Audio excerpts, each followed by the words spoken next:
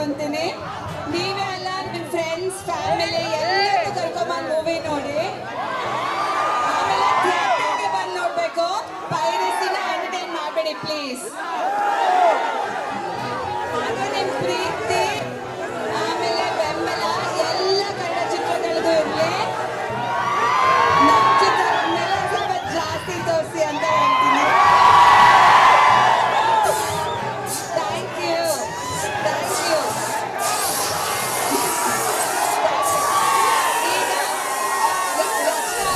26ನೇ ತಾರೀಕು 13ನೇ ದಿನ ಸಾರ್ವಜನಿಕರಿಗೆ ನಾವು ಕೈಲಾಸ ಸಮಾರಾಧನೆ ಕಾರ್ಯಕ್ರಮ ಇಟ್ಕೊಂಡಿದ್ದೀವಿ. ಸೊ ಎಲ್ಲರೂ ಕೂಡ ಆ ಕಾರ್ಯಕ್ರಮದಲ್ಲಿ ಭಾಗಿಯಾಗಿ ಅಪ್ಪಾಜಿಯವರಿಗೆ ಶ್ರದ್ಧಾಂಜಲಿ ಸಲ್ಲಿಸ್ರಿ.